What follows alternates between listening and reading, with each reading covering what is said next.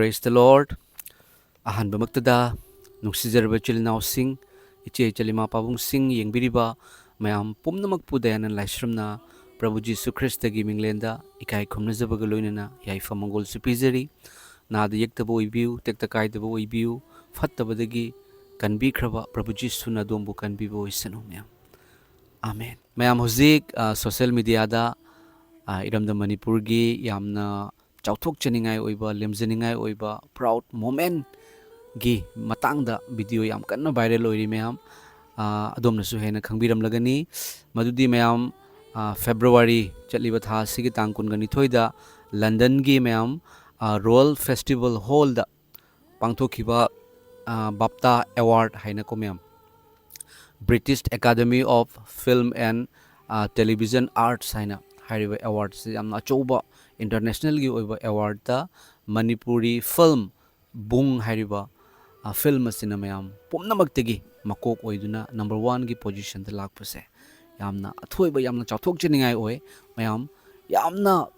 harauba nungsiba fawe aduga film se matek amakak mayam social media da ina thengnajai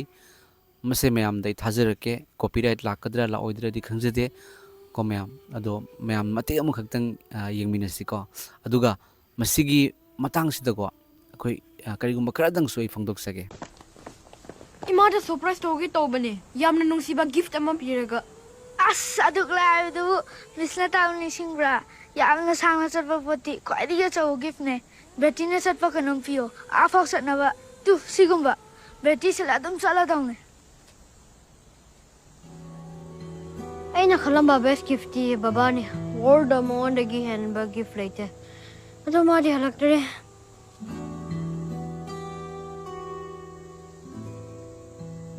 moi baba miss tawbra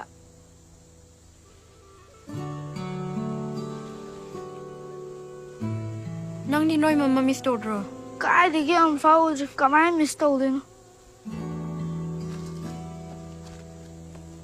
bum ai nung si jagi gota pre tawge noi baba halaga noi magi ge phone ba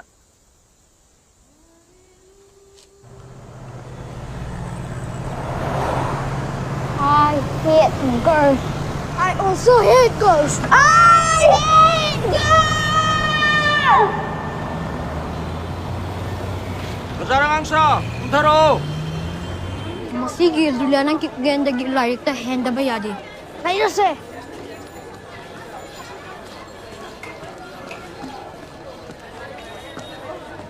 Si PC ki paisa se hengalo hairo. Hengalo hairo so hengalage ne. Sidi yola na high credit.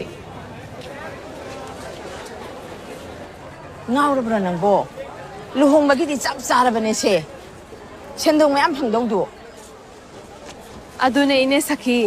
Mingonda yon thoga daw pamure. Ai gyone hengoi thoga loire. Mathang sabda set kai ge.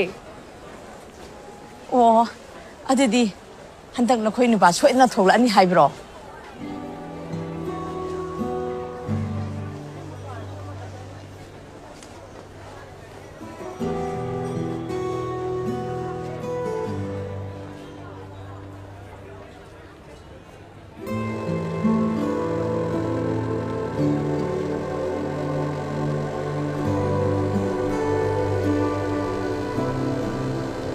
ima ngasai gi pido baba la aga illo thabalda Slightly sticky BAFTA goes to Boom. Jury members and BAFTA for giving our very small film such big love. A film that is not only rooted in a place which is very troubled, very much ignored, and very unrepresented in India, my homeland, Manipur. It's a homage to my homeland.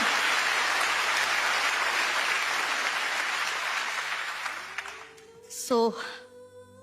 mayam hozik social media da yam kanna viral oiriba masung yamna chauthok chaningai oiba yamna proud moment se social media da mamangida video kaya ama viral oy machin thiba akampet ngangnabagi mihat minegi adubu haibasigi marakta athoiba masu viral oire mayam ko adu iramda manipur se sana lebak haiduna hainabase heta haibanate iramda manipur dagi achangba mi thoi achangba mi hiram punamakta achangba mi thoi mayam iramda manipur bo suki matik nungsije asam da leijaraga su long live manipur ing thaba lamdam lakpo oirasanu mayam ekhoi prayer tominasi ing thaba se engondagi hana hominasi film sina piriba message se karigi damaktono mahakna fast taribase camera apaba camera paisa changna semba video kayama film kayama ki mathakta laise mayam thamoi gi mari do jiri singduna yengba matamda misi mina mihat mine yum mai thaba mai chakpa sinaba mikap mirau khol mapureba setna khainaba mapa leigidabagi macha leigidabagi awa maisa kaya se mayam yamna helabani ko aduna ing thaba peace habase lakpo irsanu ko mayam prayer tominasi ekhoi madam asina direct tobiriba ekhoi madam asina su haibado mayam na prayer tobu iramda manipur se hanjale relief ki amda leibasing hanjale haduna mayam aduna mayam ekhoi prayer tominasi aduga prayer khakta natana ekhoi dagi nungsibase hominasi fattabadagi nungsibane hena kanbani ko mayam aduga asigi matangda holy bible dagi shorgi wahai amakak engonda fauzrei Romans chapter 5 ki verse 20 da pap hendok thoidokna leiba mafamda thaujal hendok thoidokna haithare yamna awaraba yamna awana nangaba yamna khoigi pap hengatlaba mihat mine yam kallaba laishem bi mapuna magi thaujal grace magi anugrah magi blessing se marang kaina haitheba mayam amasung wall pomnamakna entire wall pomnamakki mathakta khwaidagi hena waraba awaba oiraba video kaya amasu yamna negative oiba phattaba video kaya amasu viral oikiba hariba lamdam do aduna adugagi tholakpa film duna khwai mathakta thangat piri do ishor na magi thauchal haithabi bagini iramdam manipur gi damakta mayam punamakna prayer toba yanabagi prathana toba yanabagi aduga iramdam manipur da ing thaba lakpa laglagani habasu ingon da fauziba lei mayam yengbiriba sing ekhoina kanagumba amagi imungda kanagumba amagi mapabu magi mamadagi magi nupidagi magi machadagi khaidokpagi ekhoi hak leite maramaduna ekhoi ingthaba lakpa oirasanu handaki matang asidagi